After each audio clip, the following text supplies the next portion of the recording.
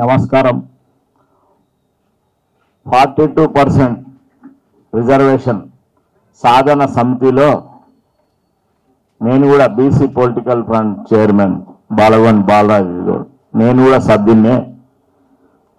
ఈరోజు ముఖ్య కార్యకర్తల మీటింగ్ను ఆహ్వానించినాం. ఎందుకంటే కామారెడ్డిలో ఇచ్చిన డిక్లరేషన్ ఏ విధంగా అయితే ఈ రిజర్వేషన్ 24 నెలలలో ఆచరించకుండా మన బీసీలందరికీ అన్యాయం జరుగుతున్న సందర్భంగా కామారెడ్డిలోనే ఆక్రోశ సభ నిర్వహించి 3 పార్టీలకు ఇప్పుడు నడుస్తున్న కాంగ్రెస్ ప్రభుత్వానికి కనువిప్పు చేయాలనే ఉద్దేశంతో BC SC ST Jack convener అయిన సోదరుడు విశారదన్ మహారాజు గారు, మా ఎంబడి పనిచేస్తున్న బీసీ ఇంటలెక్చువల్ ఫోరం చైర్మన్ అయిన చిరంజీవి సారు, మరియు పెద్దలు జస్టిస్ ఈశ్వరయ్య గారు, మరి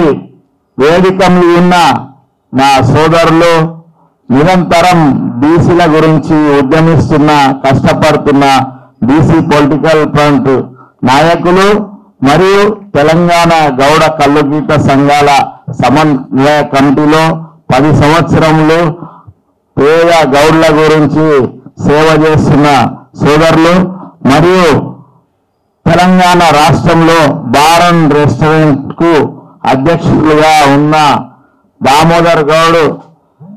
ఎందుకంటే మన బలహీన వర్గాల జాతులకు ఇంతకు మొదలు ఆయన అధ్యక్షుడు కాకముందుకు ఏ విధంగా అన్యాయం జరిగిందో, ఆయన వచ్చినాక ఏ విధంగా అందరికీ లాభం జరుగుతుందో ఈ బీసీ పొలిటికల్ ఫ్రంట్ ద్వారా కూడా అందరికీ మన బహుజనులకు మన కోట కామారెడ్డిలో ఇచ్చిన డిక్లరేషన్నే అడుగుతున్నాం. మనం అదనంగా అడిగేది ఏం లేదు.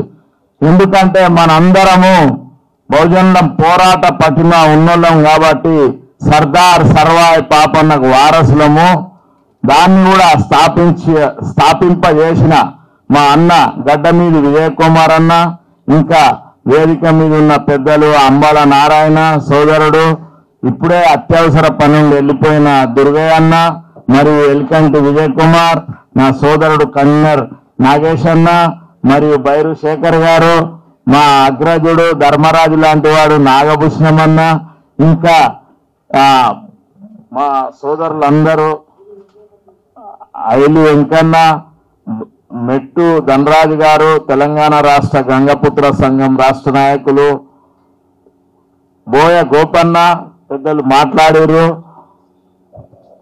బడే సాబ్ అనంతుల రామ్మూర్తి గౌడ్ గారు, మా ఓయూ జేఏసీ నాయకుడు సాంబశివ గౌడ్ సోదరుడు నిర్దం భాస్కర్ అన్న. ఈయన అయితే మా అన్న ఎప్పుడో ఎమ్మెల్యే కావాల్సిన ఆయన, మా బీసీల గురించి అండగా ఉంటానని వచ్చినందుకు ఆయనకు కూడా కృతజ్ఞతలు. పావని నాగరాజు గారు, పంజాల రాజుగౌడ్ గారు, వరంగల్ జిల్లా నర్సంపేట వాస్తవ్యులు, మాతోని గౌడ సంఘాల సమన్వయ కమిటీలో 10 సంవత్సరాల నుంచి పనిచేస్తున్నాడు. చెక్కిళ్ళ మధుసూదన్ గౌడ్ గారు, మా సోదరుడు జర్నలిస్ట్ బట్టిపల్లి నరేష్ గారు,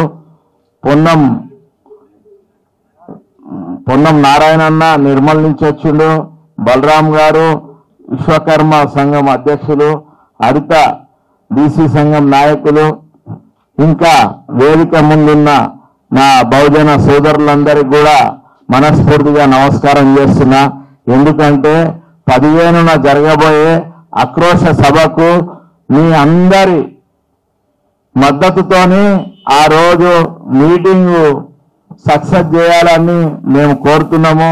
ఎందుకంటే బహుజనుల గురించి ఎల్లప్పుడూ అన్న మా సోదరులు 78 సంవత్సరాల నుంచి నష్టపోతురని మనకు అండగా ఉండి, మొన్ననే ఇందిరా పార్క్ వద్ద మీ అందరూ చూసిరు కదా ఏ విధంగా అయితే వేలాది మందితోని సభ జరిపించి 3 పార్టీలకు ఎలాగో మీ అందరూ చూసిరు కదా, బీజేపీకి మళ్ళా బీఆర్ఎస్ ఎక్కడ ఫామ్ హౌస్ లో ఉన్న కేసీఆర్ గారు కన్నుగరిచే విధంగా కాంగ్రెస్ ప్రభుత్వమేమో 24 నెలల కింద ఇచ్చిన వాగ్దానము నెరవేర్చకుండా జీవోల ద్వారా కాలయాపన చేస్తూ కోర్టులల్లో కొట్టుడు పోతుందని వాళ్ళకు ముందే తెలిసిన మన బీసీ నాయకుడైన కర్ణాటక రాష్ట్ర ముఖ్యమంత్రిని తెచ్చి మనందరినీ మబ్బగట్టి 42% ఇస్తాము, 9 షెడ్యూల్లో తమిళనాడు తర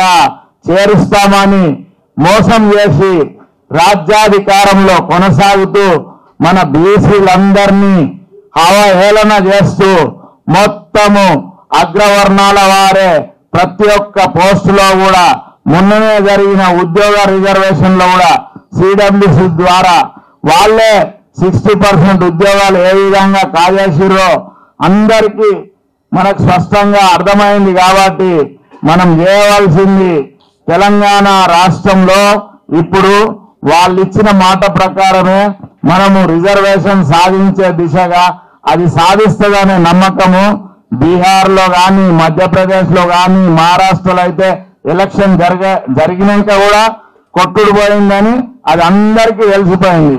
మనం కావాల్సింది 9 షెడ్యూల్లో చేర్చాలి. పార్లమెంటుకు అఖిల పక్షాన్ని అందరు తీసుకుపోయి మోడీ గారితో సంప్రదించి 9 షెడ్యూల్లో చేర్చినప్పుడే అప్పుడు చట్టం చేస్తేనే మన రిజర్వేషన్ మనకు వస్తుంది. చట్టం రాకముందు ఈ జీవోల ద్వారా ఎంత చేసినా కూడా మన టైం పాస్ చేసి వాళ్ళు అధికారం అనుభవించి వాళ్ళేమో ఉన్నతమైన పదవులు ఉన్న 4% వాళ్ళేమో ఒక ఆయన్నేమో 10 సంవత్సరాలు రాజ్యాధికారం అనుభవించి ఇప్పుడు ఫామ్ హౌస్లో ఉన్నాడు. కానీ ఆయన రాజ్యం తెలంగాణ రాజ్యం ఏర్పడనికేమో రోడ్ల మీద వచ్చి అంతా ఉద్యమం చేసిండు. 10 ఏళ్ళు అనుభవించి బీసీలు ఆయన ఫ్యామిలీకి కానీ ఆయనకు కానీ గుర్తు రాలేదు. కులగణన జరిగినా కూడా కేటీఆర్ అయినా హరీష్ రావు అయినా కవిత అయినా ఎవరు సంతోష్ గారు అయినా ఎవరు పాల్గొనలేదు. ఎందుకంటే వాళ్ళు 1% లేని వాళ్ళు ఎక్కడ పాల్గొంటారు? మనందరికీ 10 సంవత్సరాలు వాడుకొని ఎంత అన్యాయం జరిగిందో అప్పుడేమో రిజర్వేషన్ గుర్తు రాలేదు.